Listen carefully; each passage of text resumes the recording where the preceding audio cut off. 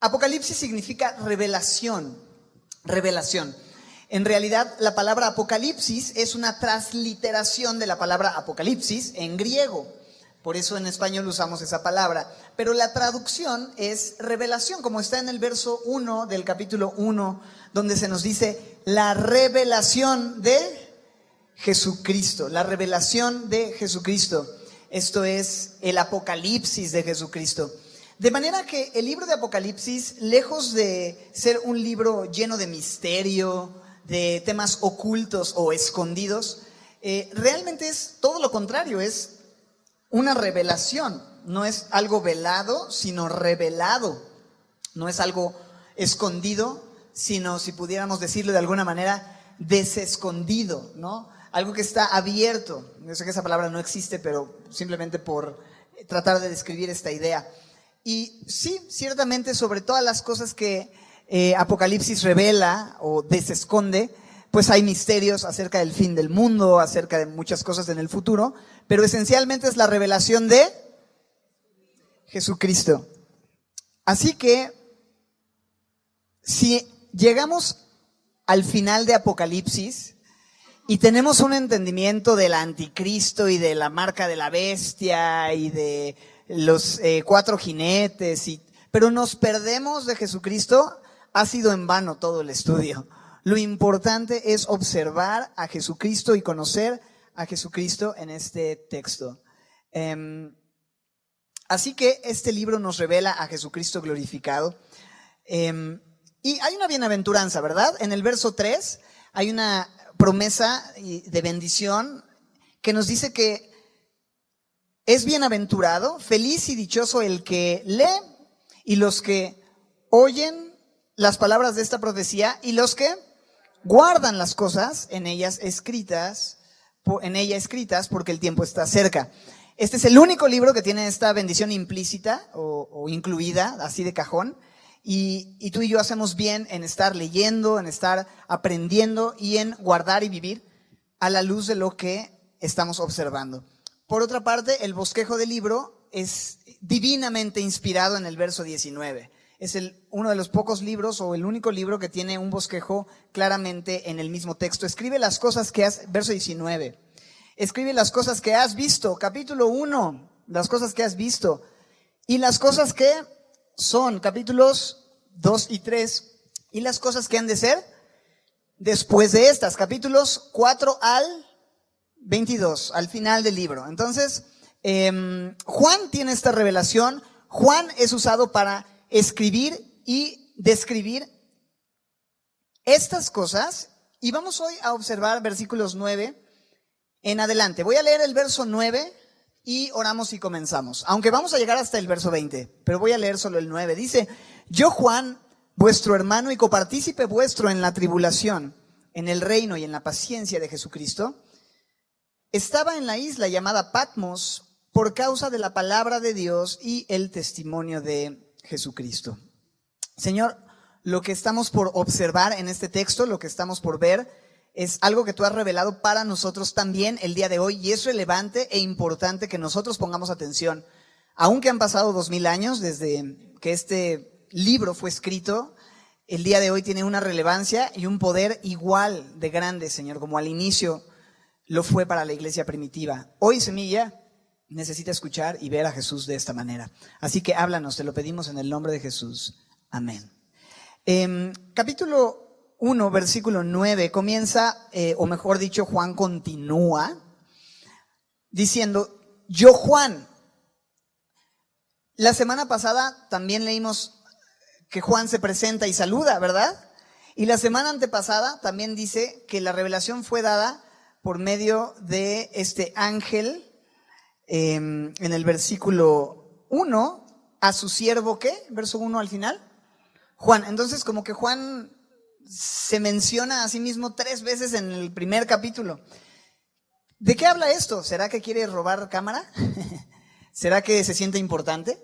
Yo creo que es justamente todo lo contrario, ¿no? Porque yo creo que él está tan asombrado y tan sorprendido de cómo es que Dios en su misericordia le permitió a una persona como Juan, que se consideraba y se reconocía así, pecador, necesitado de Cristo, en la carne así débil, que dice yo Juan, una vez más, o sea, yo Juan, ¿pueden creerlo? Yo Juan, que soy lo que soy, el Señor quiso hablar a mi vida y el Señor quiso usarme para escribir este relato. Y habla de lo que vio. Me gusta su humildad que veo en la siguiente frase. Yo Juan no dice, porque él era el último de los discípulos que quedaba vivo en ese tiempo, y no dice yo Juan, la última Coca-Cola en el desierto, ¿no? O algo por el estilo, sino que dice yo Juan, ¿qué? Vuestro hermano. Esto habla de esa humildad que él tenía de reconocerse simplemente como un miembro de la familia de Dios, haciendo eco de Juan 1:12, cuando él escribió en el Evangelio que a todos los que le recibieron, los que creen en su nombre, les dio la potestad de ser hechos hijos de Dios. Entonces, todo aquel que ha confiado en Cristo es llamado hijo de Dios. Y Juan dice, yo soy un hijo de Dios. Sí, soy el último de los apóstoles que queda vivo. Sí, él estuvo al pie de la cruz con el Señor Jesús, pero aquí él simplemente dice, yo soy su hermano, y no solo su hermano, sino, ¿cómo se presenta a sí mismo? Copartícipe en la tribulación, número 1, en el reino, número 2, y número 3, en la paciencia de Jesucristo. La Biblia nos dice que somos entonces hijos de Dios. Juan dice, somos hermanos. Romanos 8:16 nos dice que el Espíritu da testimonio a nuestro espíritu de que somos hijos de Dios, y si hijos, también herederos de Dios, herederos y coherederos con Cristo, ¿no? Entonces, hay una bendición de una gran herencia espiritual, de una gran herencia que recibimos como hijos de Dios, pero no solamente menciona la herencia Romanos 8:17, sino que dice coherederos con Cristo, como hermanos, ¿no? De Cristo. Él es nuestro hermano mayor, somos hijos adoptados en la familia de Dios, y dice ahí, si es que padecemos juntamente con Él. Esto me está hablando de esa tribulación, de la cual todo hijo de Dios tiene que participar tarde o temprano, porque es necesario que a través de estas tribulaciones, muchas, entremos en el reino de Dios, lo que dijo Pablo a las iglesias en Hechos 14:22, pero también la promesa que tenemos en las bienaventuranzas que Jesús da, bienaventurados cuando por mi causa les persigan, diciendo toda clase de males contra ustedes, gócense y alégrense, porque su galardón es grande en los cielos. Entonces, sí hay tribulaciones. Aquí Juan se identifica con la tribulación que estaba viviendo la iglesia en ese momento. No debemos olvidar el contexto, que el emperador Domiciano había traído una fuerte persecución contra el pueblo de Dios, contra la iglesia de Jesucristo, de tal manera que muchos estaban siendo torturados. El mismo Juan está ahí en la isla de Patmos por una situación que le sucede, en donde intentan hervirle en una caldera con aceite hirviendo, y él no se consume, de manera que tienen que desterrarlo a esta isla de Patmos, y vamos a hablar de eso, pero dice copartícipe suyo, ¿no? Copartícipe de mis hermanos en esa tribulación, pero también, ¿qué dice? Número 2, en la tribulación, en el reino, lo cual me lleva de regreso a Romanos 8:17, si es que padecemos juntamente con Él, para que juntamente con Él, ¿qué dice?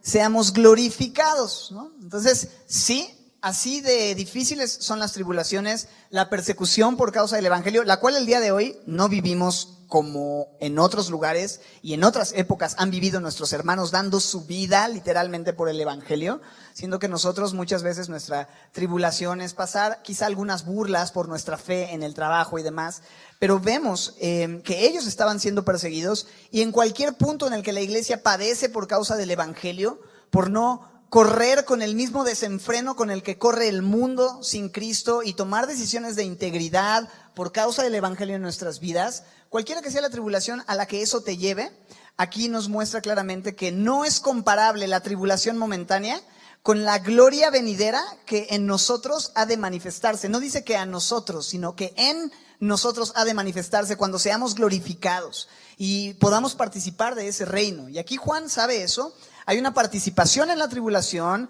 es parte de vivir en el reino que no es de este mundo, pero que un día se hará manifiesto, participante de la tribulación en el reino, pero también menciona la ¿qué? Número 3, la paciencia de Jesucristo.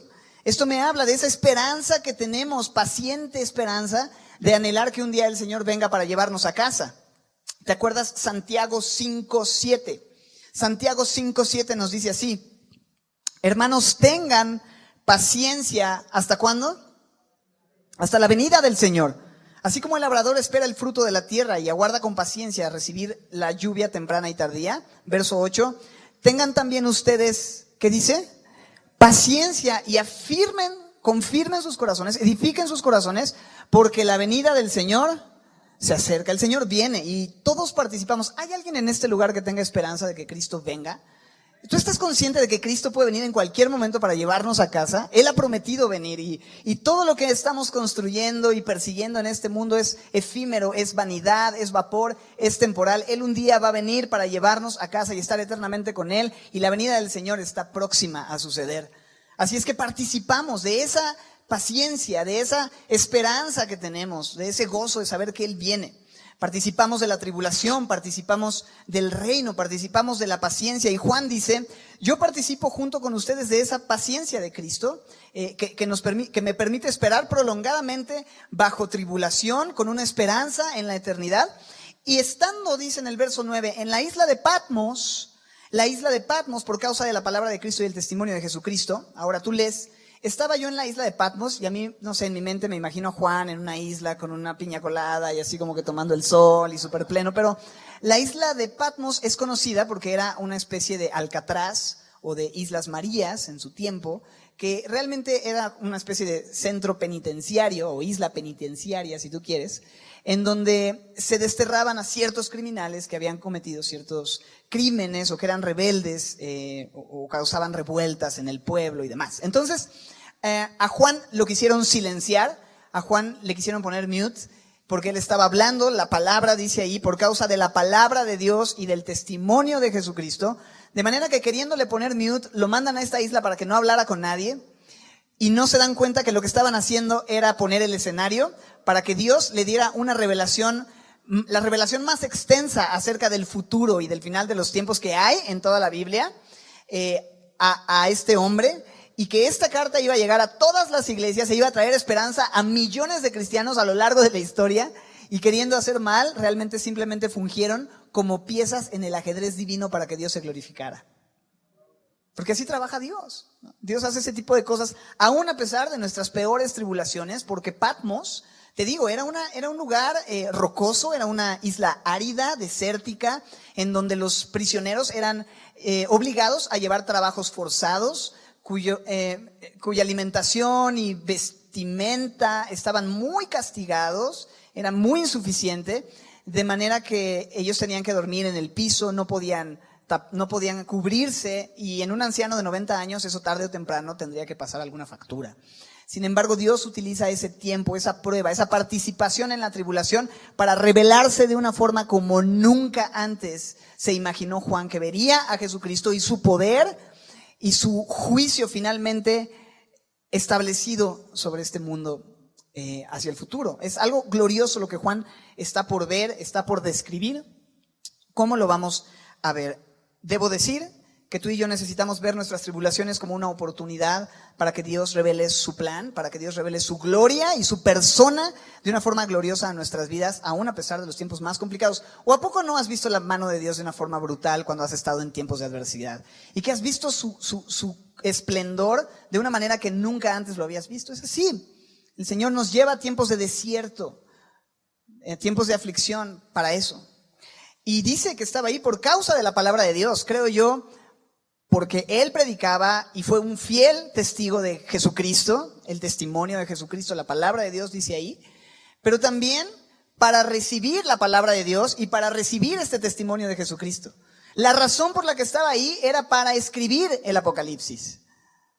Dios le llevó y permitió en su vida esas pruebas para que él pudiera escribir este libro, que es una enorme bendición para muchas personas. Te digo, en mi vida es especial porque el Señor se reveló a mi vida estudiando el libro de Apocalipsis. Entonces, solamente mencionar eso. Y dice el verso 10 que él estaba en el Espíritu en el día del Señor.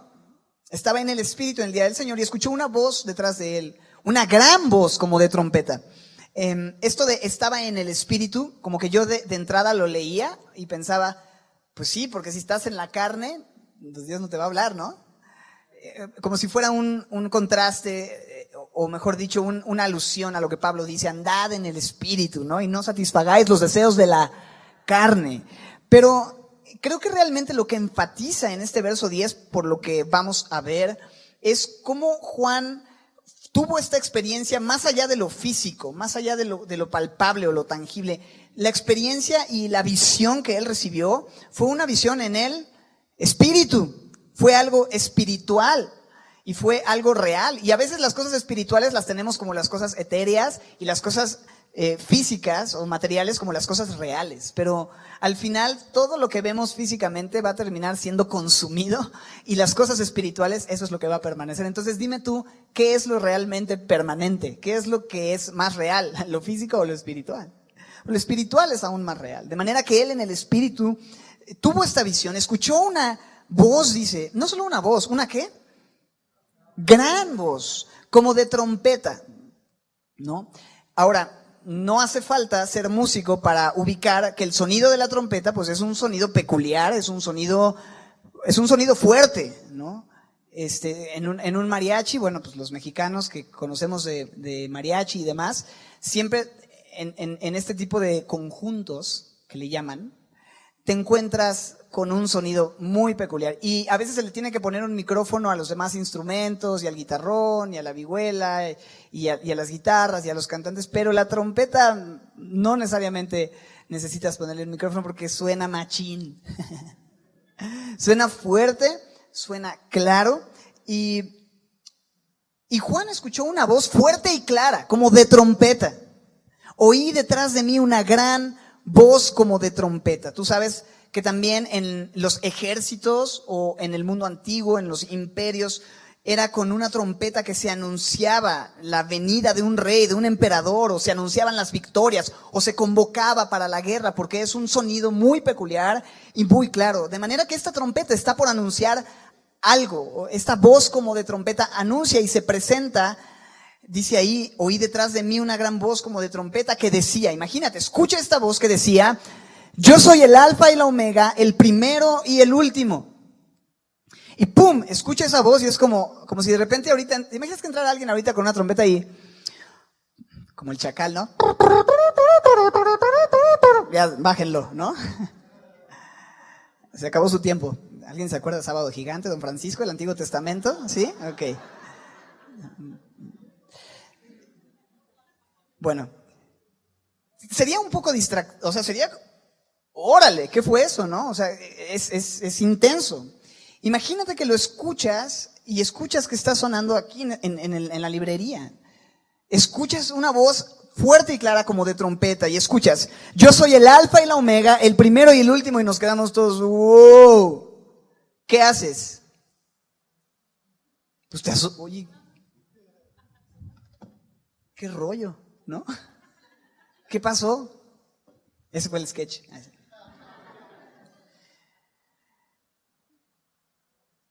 Es una frase familiar, ¿no es así? Porque se presentó apenas, hace unos versos atrás, en el 8.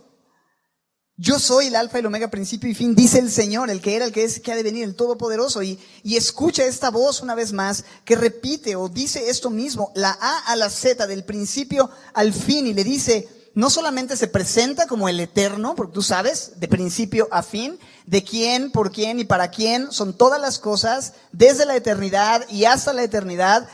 Escribe en un libro lo que ves y envíalo a las 7 iglesias que están en Asia. A Éfeso, Esmirna, Pérgamo, Tiatira, Sardis, Filadelfia y Laodicea.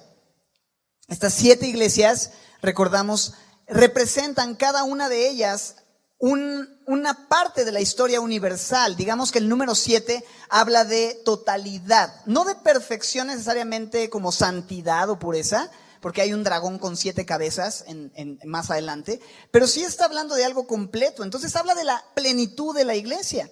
Estas iglesias van a recibir cartas en los capítulos 2 y 3 específicamente de Jesús. Pero aquí nos dice, escribe en un libro lo que ves, envíalo a las 7 iglesias. Y me llama la atención que el Señor le diga, escribe lo que ves, ¿no? Y simplemente como una breve aplicación, qué bueno es que tú y yo anotemos lo que Dios nos está mostrando. Cuando vamos a la palabra, el Señor nos habla, ¿cierto?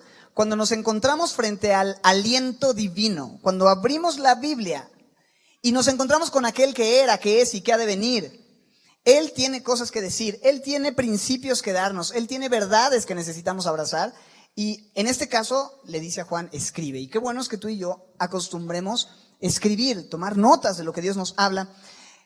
Me llama la atención la respuesta en verso 2 entonces. Y me volví para ver la voz que hablaba conmigo. Obviamente vas y ves, hey, ¿de qué se trata, no? Esta voz, yo estoy seguro que Juan la ubica y la reconoce porque Juan conocía a Jesús. Dije Jesús. Juan la ubica y la reconoce porque él pasó tiempo con Jesús. Él se recostaba en su pecho y conocía su voz, incluso cómo sonaba cuando escuchaba su caja torácica. ¿Has escuchado la voz de alguien así cuando escuchas en su pecho? Así lo escuchó, pero con una voz fuerte y clara. Y me volví. Importante, ¿volteas a ver a Dios cuando te habla? Porque a veces el Señor tiene algo que decir y nosotros nos hacemos así como que nos habla, no. ¿Verdad? Pero es el Señor. Es el Señor. Y de repente es como, pues como que le tocaron el claxon a alguien, pero quién sabe quién fue, ¿verdad? Y tú estás así parado y hasta el verde y tú estás así. En tu teléfono, ¿no? Y tocan y, Pues qué, estoy aquí en Facebook. Sí, bro, ya pusieron el ¡aváncele! ¿No? Y el Señor a veces nos habla claramente y a veces es como que, híjole, le está hablando pesado a mi esposa esta predicación, brother. Es peligroso, necesitamos escuchar y ver la voz que habla con nosotros, ¿no? Y ver la voz que hablaba conmigo. Dice, y vuelto, él está esperando ver la voz, pero ¿qué es lo que ve? 7 candeleros de oro. ¿Qué son esos 7 candeleros de oro? Bueno, pues el verso 20 nos lo revela, ¿no? Porque esto no es un libro de misterio, sino de revelación. Y dice el verso 20, saltando, la Biblia se interpreta a sí misma, los 7 candeleros que has visto son las 7 iglesias. Lo primero que ve Juan es a las 7 iglesias representadas por 7 candeleros. Los candeleros estos son estas lámparas portátiles que realmente funcionan como una base para poner una vela con aceite y alumbrar así las habitaciones de noche. ¿Y qué dice Jesucristo acerca de nosotros que somos la iglesia? Jesús dijo en Mateo 5:14, ustedes son la luz del mundo. Mateo 5:14, ustedes son la luz del mundo. Una ciudad asentada sobre un monte no se puede esconder. No se esconde una luz y se pone debajo de una mesa, sino arriba para que alumbre toda la casa. De manera que el Señor se refiere a su iglesia y ve a su iglesia como un candelero, como una luz, por supuesto, una base para poner la vela, porque la luz es nuestra propia luz, aquella luz con la que la iglesia brilla. No, sino que la luz con la que brillamos es la luz de Jesucristo, porque Él es la luz del mundo y el que le sigue no andará en tinieblas, sino que tendrá la luz de la vida. Simplemente es un trabajo como el que hace la luna, que no tiene luz propia, sino que refleja la luz del sol de justicia, que es Jesucristo. Entonces, la iglesia porta su imagen, la iglesia brilla con su luz. Los candeleros, estos 7 candeleros, bueno, un versículo antes de hablar del material, Filipenses 2:15. Para que sean, dice, irreprensibles y sencillos, hijos de Dios sin mancha en medio de una generación oscura, maligna, perversa, en medio de la cual, ¿qué dice? Resplandecen como luminares en el mundo. Ahí está esta imagen, los candeleros de oro, la iglesia como luz del mundo, pero dice que los candeleros eran de oro, este material precioso. Porque la iglesia es preciosa para Dios, porque porta su imagen, expande su reino, proclama la verdad, representa a Jesucristo y es una buena imagen pensar en que es preciosa por estas razones, no por algo que hubiera en nosotros, sino por lo que hacemos en la expansión del reino. 7 candeleros. ¿Cuántos son? 7. 7 habla de totalidad, exacto, de algo completo, de plenitud. Entonces está haciendo referencia a la iglesia en general. estos 7 candeleros, y mira lo que dice que hay en medio de los 7 candeleros. En medio de los, verso 13, en medio de los 7 candeleros, vi a uno que dice, semejante al Hijo del Hombre. ¿De quién está hablando?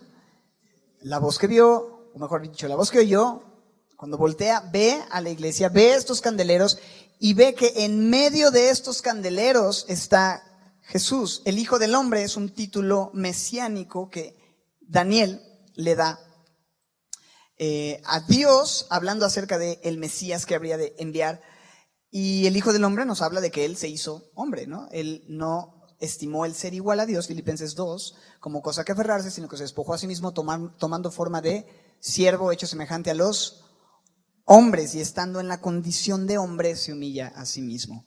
Entonces, Él sabe lo que vivimos, Él vino a este mundo, Él vivió como nosotros, y dice ahí que este que es semejante al Hijo de Hombre está ¿dónde? ¿Está dónde? ¿En medio de qué? En medio de los 7 candeleros que son la iglesia. ¿Qué significa eso? Que Jesús está en medio de su iglesia. ¿Sabías que Jesucristo está aquí el día de hoy? Pero ya no hay sillas vacías, ¿no? Ahí está una silla vacía. Y ahí. Bueno, a mí me gusta pensar en eso. Cada vez que voy a la iglesia me pongo a pensar, Señor, no te podemos ver, pero tú has prometido que donde están 2 o más, ¿no? Reunidos en su nombre, Mateo 18:20, yo estoy ahí en medio de ustedes. Así que el Señor, ¿habemos más de uno aquí? ¿Dos más de 2? 3, ¿sí? Ya está. Ya se armó. Aquí está el Señor. El Señor está en este lugar. Hoy está aquí. Aunque no lo puedas ver, el Señor está aquí. Camina entre nosotros y habla a nuestros corazones, toca nuestras vidas, sana nuestras heridas, susurra a nuestros oídos. Él está aquí en medio de nosotros. Cuando estás perdido, cuando no sabes a dónde ir, cuando no sabes a dónde ir, cuando necesitas saber que la presencia de Dios está ahí, ¿a dónde vas a ir? ¿A dónde necesitas acudir? ¿Dónde necesitas escucharle? ¿A dónde necesitas asistir? A la iglesia. Qué bueno es que tú y yo estemos conscientes. Y ojo, solamente Semilla, no es cierto. La iglesia en su totalidad son 7 candeleros. Cualquier iglesia que exalta, proclama y levanta el nombre de Jesucristo como el Dios todopoderoso del Antiguo Testamento, el Alfa y la Omega, el que es, el que era, el que ha de venir, el que vive, aunque estuvo muerto, pero he aquí que vive por los siglos de los siglos. Amén. Cualquier iglesia que presenta a Jesucristo y reconoce la gloria de Cristo es una iglesia en donde el Señor Jesucristo se pasea por medio de su Espíritu Santo, que es el Espíritu de Cristo, está entre nosotros. Necesitas venir a la iglesia, necesitas no solamente congregarte por internet, no ser para los hermanos.com, bendiciones. Queremos dedicarles unos versículos el día de hoy. Es importante no dejar de congregarse como algunos tienen por costumbre, tanto más, dice el autor de Hebreos, cuando veis que aquel día se acerca. He aquí, el tiempo está cerca y el Señor no viene por personas, Él viene por su iglesia, y es importante estar en esa comunión, como en esa fogata. Este ejemplo es de los primeros ejemplos que entendí y me gusta compartirlo, como en una fogata que tienes muchos pedacitos de carbón que están encendidos, pero cuando sacas a uno se va apagando. De manera que necesitas mantenerlos siempre juntos para que ese calor, ese fuego se mantenga. Y es así la comunión, es así la iglesia. Necesitas estar aquí. Dios ha decidido habitar de una forma especial en la iglesia. Tú dices, es que en mi casa también está el Señor, brother, ¿no? Y en la casa de mi corazón, ¿no? Y sí, es cierto. Pero hay una revelación personal que Dios le da a Juan, donde le muestra que Él está en medio de la iglesia, ¿no? Que es la gente, no necesariamente es que aquí en este lugar y ya nos vamos a dormir y el Señor Jesús se queda solito. Ay, me gustaría que me vinieran a visitar más seguido. No, el Señor, no es el lugar, la iglesia no es el lugar, sino la gente de Dios, el pueblo de Dios. Cuando nos reunimos, ya sea en esta reunión, en un discipulado, en los grupos pequeños, en grandes conciertos donde se celebra a Jesucristo, el Señor está en su iglesia. Dios nos va a hablar en su iglesia porque Él está aquí. ¿Cómo estaba vestido este semejante al Hijo del Hombre? que está en medio de la iglesia. Y su vestimenta y lo que vamos a observar describen ciertos atributos de su identidad, de su carácter. Dice, de una ropa que llegaba hasta los pies, ¿no? Estaba vestido de una ropa que le llegaba hasta los pies, ceñido por el pecho con un cinto de oro. Estas vestiduras tan grandes, o sea, imagínate en la visión, ve a Jesús con una vestidura grande que llegaba hasta el suelo. Esa es ropa real.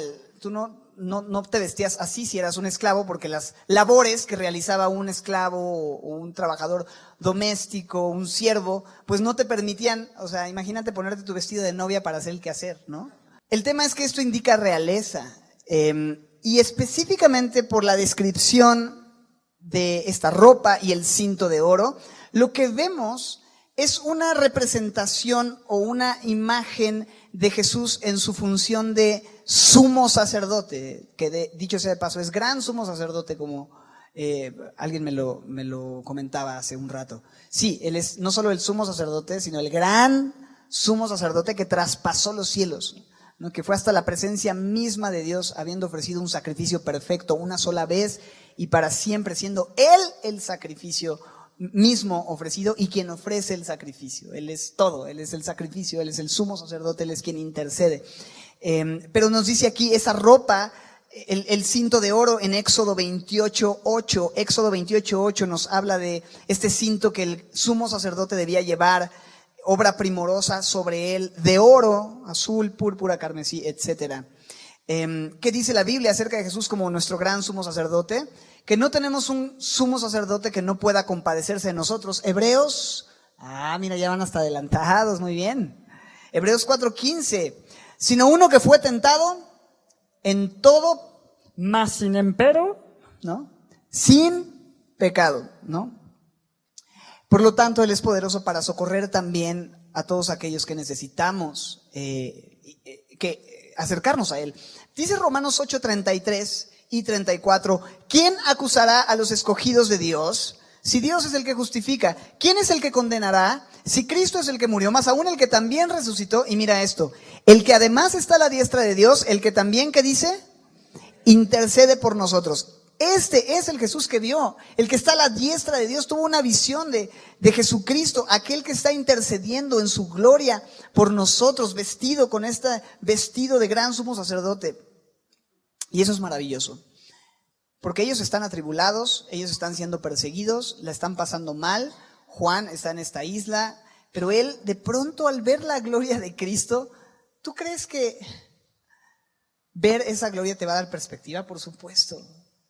Ver a Jesucristo en su gloria es lo que nos va a sostener en tiempos de prueba, así como lo hizo. Yo creo que parte de la revelación de esta carta a esa iglesia en ese tiempo era para traer esperanza y saber quién es Jesús. No solamente tiene esta vestimenta, mira el aspecto de su cabeza, sus cabellos, incluso sus ojos. Cuando intenta ver su rostro, ve que su cabeza y sus cabellos eran, dice, blancos como blanca lana, como nieve. Algunos de aquí ya están pareciéndose a Jesús cada vez más en esto.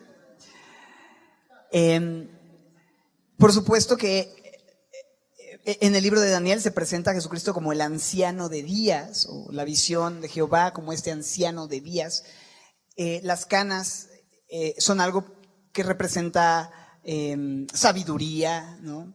Experiencia, si tú quieres, madurez, tiempo que da la vida.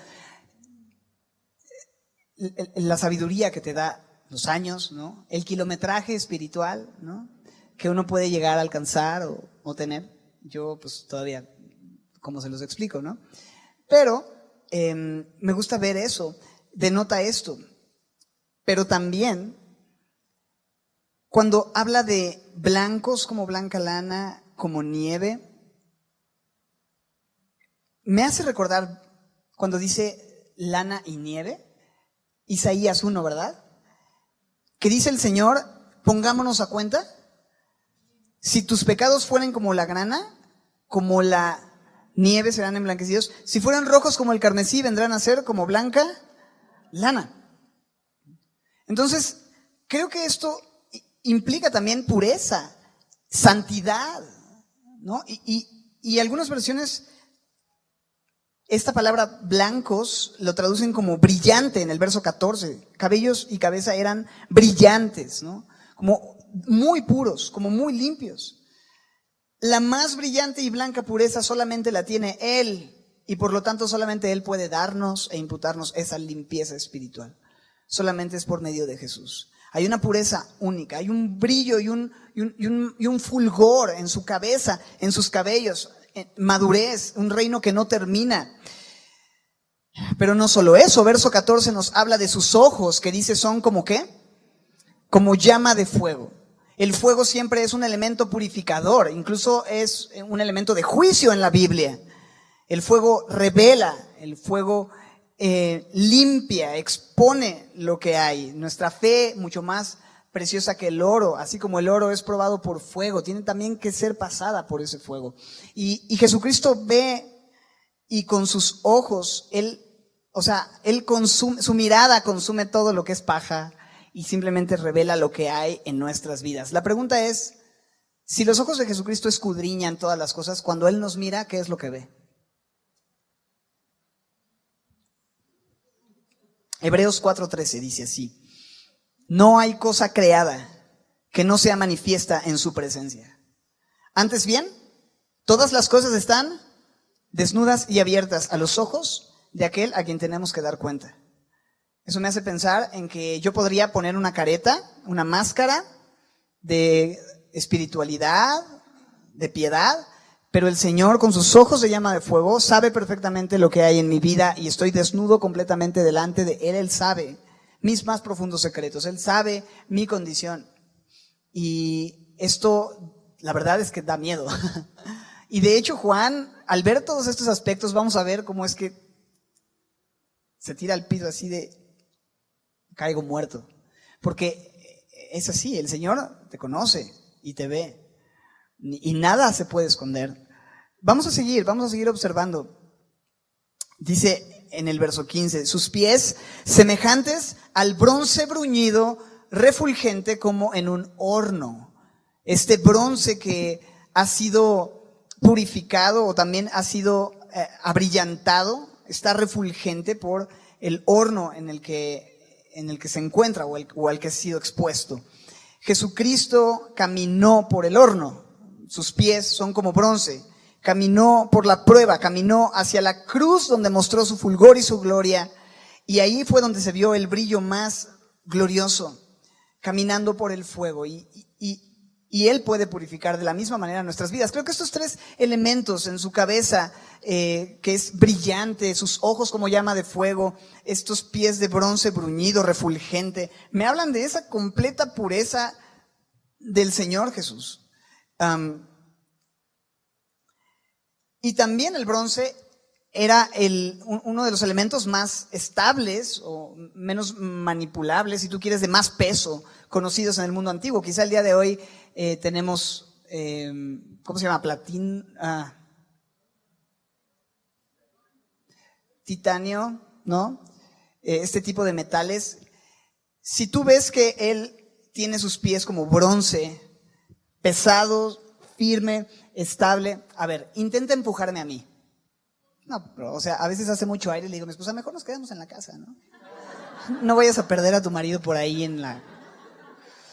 Pero si tienes a alguien que tiene esta firmeza, estos pies como de bronce bruñido, ¿qué significa?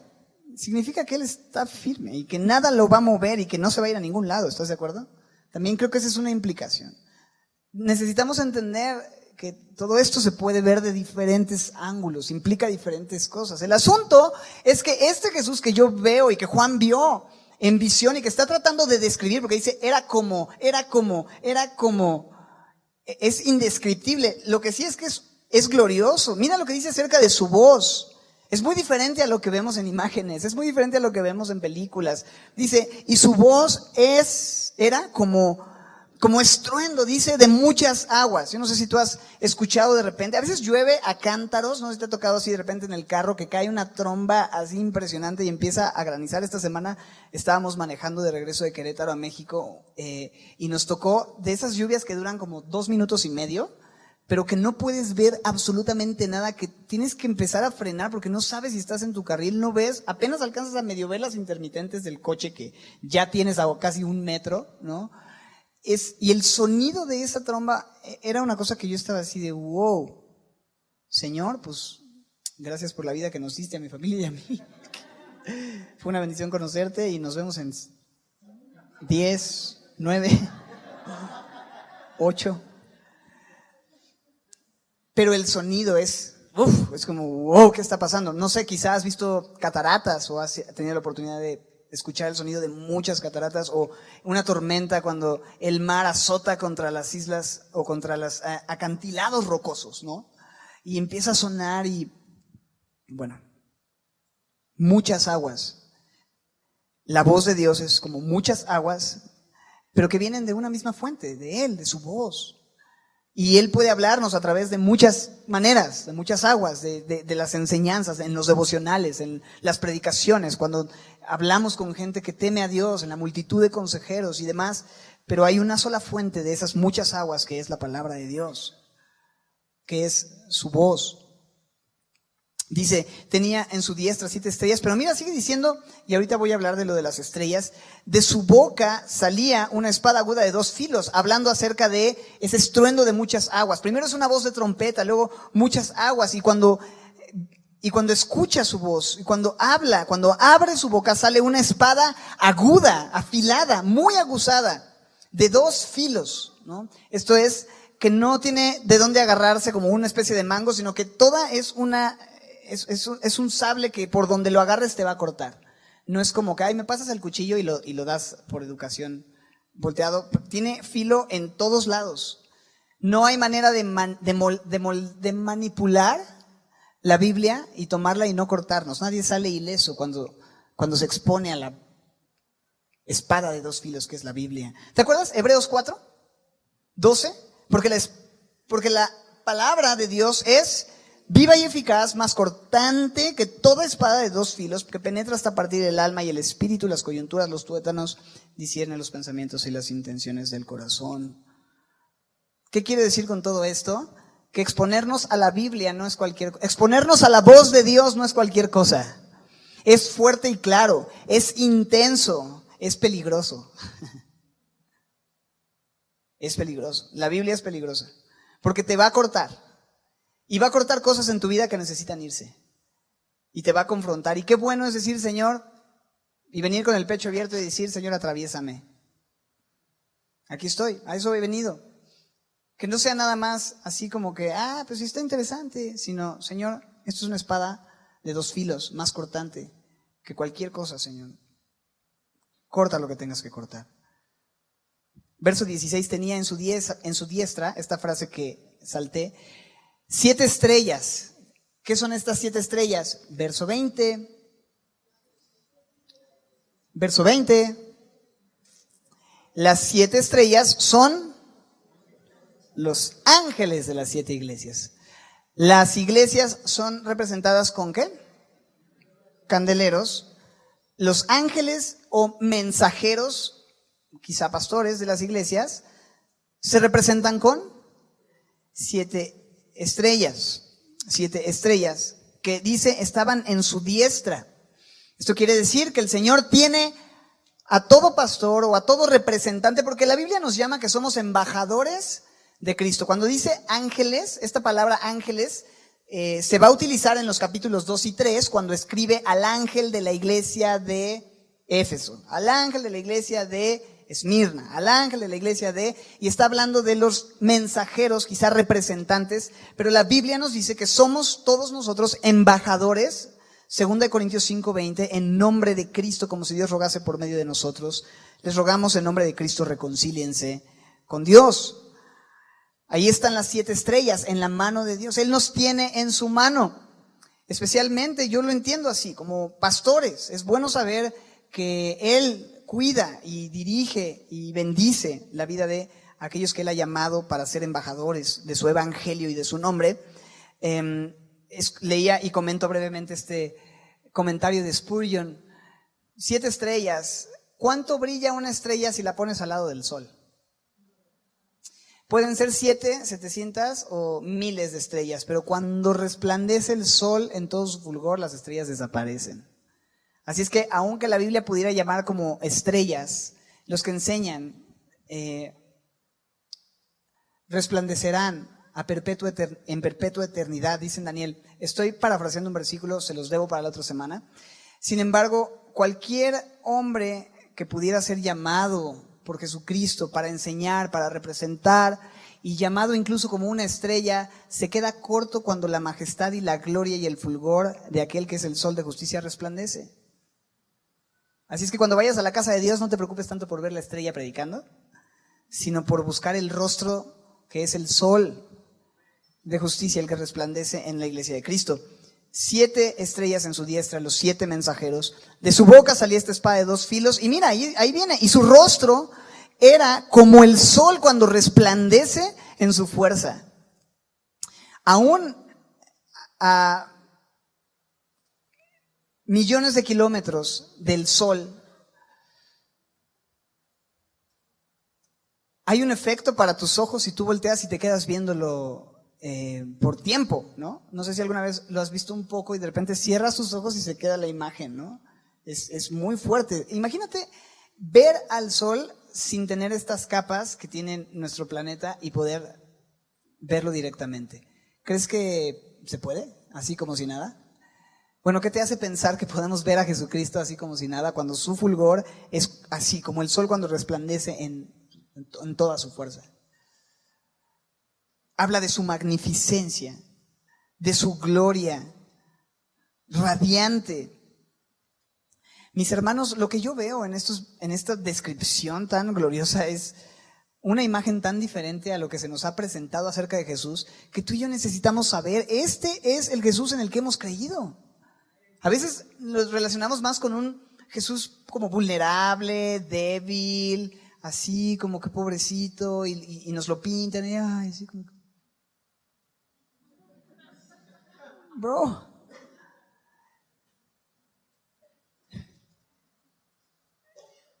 la gloria que vio, lo que está intentando describir, que seguramente él se quedó, me hubiera gustado escribir mucho más claramente lo que estoy viendo, pero es que ¿sabes qué? Ya no puedo escribir más. Verso 17, cuando le vi, caí como muerto a sus pies. De hecho, escribió después, primero lo vio, después lo registró, porque lo único que pudo hacer al verlo no fue, a ver, sus ojos, me parece que, su cabello, ¿no? Como, haga un retrato hablado, joven. Sí, ¿Qué le quedó cuando lo vio? Cayó como muerto a sus pies. O sea, dijo, ya, aquí quedé, bro. Esto es demasiado glorioso. Ahora, él ya había estado con él años. 3 años caminó con él y lo vio, incluso estuvo en el monte de la transfiguración y fue glorioso para él. Pero una vez más, cuando lo ve en su gloria, dice, caí como muerto. ¿Y cuál es la respuesta lógica de todo aquel que ve a Jesucristo como la Biblia lo presenta y como Él se reveló a Juan y como Él un día va a venir y se va a mostrar a todos aquellos que hemos creído en Él? ¿Cuál es la respuesta? Caes como muerto. Y nunca estás más vivo que cuando caes como muerto a los pies de aquel Dios que se revela de esa manera. Oigan, me encantan los amén, aleluya y gloria a Dios, está increíble que Dios pone ese deseo de responder. Cuando le vi caí como muerto. Ahora ubicas esta enseñanza, ¿no? De que la gente se cae y no sé qué. Y sabes que en la Biblia siempre que vemos que la gente se cae, alguien le tiene que, párate. Y cuando se caen es porque están sorprendidos de la gloria de Dios. Y la única vez que se caen para atrás son los enemigos que vienen a aprender a Jesús cuando Jesús les dice, yo soy. Y ¡pum! Caen para atrás. Entonces, no sé, es simplemente un dato que dejo ahí para que lo meditemos. Pero cae y me encanta la respuesta de Jesús. Porque al caer como muerto, dice que Él puso su diestra sobre él y le dijo, no temas. Y yo creo que lo levantó, ¿no? Es como, hey, no temas. Porque no eres tan malo. O sea, porque sí, tú ves mi santidad y ves tu pecaminosidad, pero no te preocupes, no eres tan malo. ¿Le dice eso? Porque él cayó, o sea, imagínate, sus ojos son como llama de fuego. Híjole, ya me vio. Ya vio todo lo que soy. O sea, ¿qué me queda? ¿Qué haces, bro? Si tú te encuentras con una revelación como la que Juan vio, ¿qué haces? ¿Cómo reaccionas? Oh, interesante. Uy, no, pues sí me lo imaginaba diferente, pero no se ve que sí tiene poder, ¿eh? ¿Qué haces, bro? Lo ves y te haces el baño, o sea, perdón, pero ¿qué haces? O sea, se te caen los pantalones, o sea, te caes al piso y dices, no puede ser que estoy viendo. Perdón que tenga que usar ese tipo de ejemplos, pero es que es así. No es cualquier cosa, no es cosa ligera, es glorioso. Y cae, y entonces el Señor le dice, no temas, porque tenía razones para temer. Y cuando Dios te muestra su gloria, hay razones para tener pavor. Es que no, es que a Dios no hay que tenerle miedo, a Dios hay que tenerle pavor, brother. O sea, sí entiendo que hay un temor reverente, que Él nos da acceso a... Pero si tú te paras frente a aquel que es el sol de justicia, si tú ves ese fulgor, si tú ves esa gloria, si tú ves su magnificencia, de inmediato ves tu condición y dices, soy hombre muerto, soy indigno, ¿qué te queda?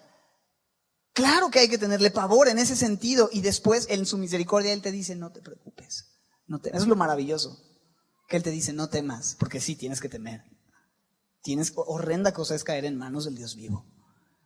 Pero Él ha ofrecido misericordia porque Él envió a su Hijo para que el juicio justo que ese Dios perfecto es apropiado, derrame sobre nuestras vidas, lo derramó sobre su Hijo Jesucristo para que nosotros pudiéramos ser librados y escuchar su voz diciendo no temas, ser levantados y adoptados y acercados a Él y tener una relación con Él nuevamente. No temas, yo soy el primero y el último. Otra vez, la razón, el principio, la causa, el origen y el final, el propósito, la razón. Verso 18, ¿quién está hablando? Porque mucha gente dice, no, es que en el capítulo 1 realmente podemos entender que las palabras, cuando dice el alfa y el omega, el principio y el fin, está hablando Dios. La voz que escucha no es necesariamente Jesús, es Dios. ¿Quién es el que vive y estuvo muerto? ¿Qué dice? El que vivo y estuve muerto. ¿El Padre? No, es Jesucristo el Hijo. Y aquí está tan claro, Él vive, estuvo muerto, pero he aquí que vive por los siglos de los siglos. Amén. Y venció a la muerte y mató a la muerte. Resucitó al tercer día y dice, y tengo las llaves de la muerte y del Hades. Ni siquiera pienses que Satanás o ellos son quienes tienen las llaves del Hades, del lugar de los muertos, del Seol. Las llaves las tengo yo y yo decido quién vive y yo decido quién muere y cuándo muere. Él es Señor y Rey. Y así se presenta. Y este es el Jesús que adoramos. Este es el Jesús a quien levantamos nuestras manos y a quien rendimos nuestras vidas y a quien agradecemos y para quien vivimos y hacemos lo que hacemos. Cualquier persona que vea a Jesús de esta manera no tiene opción más que rendirse a su señorío y a su voluntad. Él es Dios, tú y yo no lo somos. Él es Dios. Y no hay otro Dios como nuestro Dios. Y no hay otro poderoso, glorioso y majestuoso como nuestro Jesucristo. No hay nadie como Él. Y habiéndose revelado, ahora le da una indicación, ¿no? Me acuerdo de Pablo cuando preguntaba, ¿quién eres y qué quieres que yo haga? ¿No? Si pudiéramos responder estas dos preguntas, ¿quién es? El que está en medio de la iglesia, el que intercede como sumo sacerdote, el que es puro, el que se demuestra en su cabello, en su cabeza, en sus ojos, en sus pies. Él es el alfa y la omega, el principio y fin. Él es el digno de alabanza, la razón de todo lo que existe, el que venció a la muerte, el alfa y la omega, ya lo dijimos. Entonces, ¿qué tengo que hacer? Responder. ¿Qué me pides que haga? Juan no le queda más que decir, ok, Señor, ¿qué sigue? Bueno, verso 19. Escribe las cosas que has visto. Ay, hijo, ¿y cómo lo voy a escribir? ¿Cómo voy a escribir sobre tu gloria y tu majestad? Bueno, pues es como, y sus pies son como, y sus ojos son como, y su cabeza es como, y su rostro es como. ¿Sí me explico? Y las cosas que son, yo te voy a decir, la época de la iglesia, lo que la iglesia está viviendo y ha vivido. Y las cosas que han de ser después de estas. Por cierto, si te quedó dudas respecto a las estrellas que viste en mi diestra, porque para ese momento él no sabía, sobre los candeleros de oro, sobre los que, en medio de los cuales estoy, bueno, el misterio que has visto en mi diestra, y de los 7 candeleros de oro y de las 7 estrellas, las 7 estrellas son los ángeles de las 7 iglesias, y los 7 candeleros que has visto son las 7 iglesias, lo que ya nos adelantamos. y explícanos.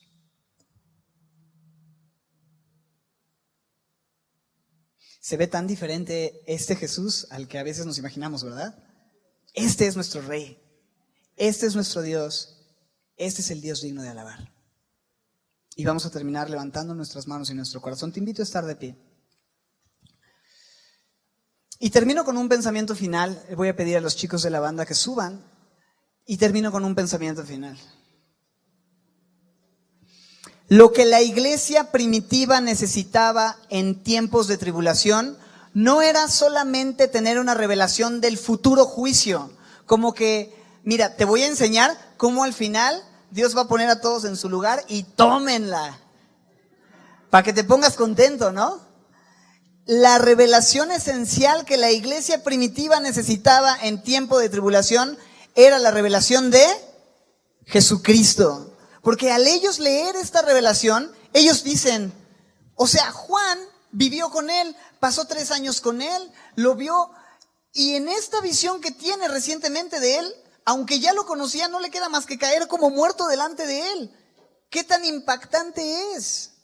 Vale la pena pasar lo que tenga que pasar, vale la pena sufrir lo que tengamos que sufrir, vale la pena enfrentar lo que tengamos que enfrentar, porque Jesucristo es digno de alabanza. Amén. Vamos a cerrar nuestros ojos y terminar orando. Señor, gracias por la oportunidad de levantar hoy tu nombre, Señor. Gracias por permitirnos adorarte, Señor. Gracias por permitirnos verte en tu esplendor de una forma tan gloriosa. Gracias por el libro de Apocalipsis, Señor.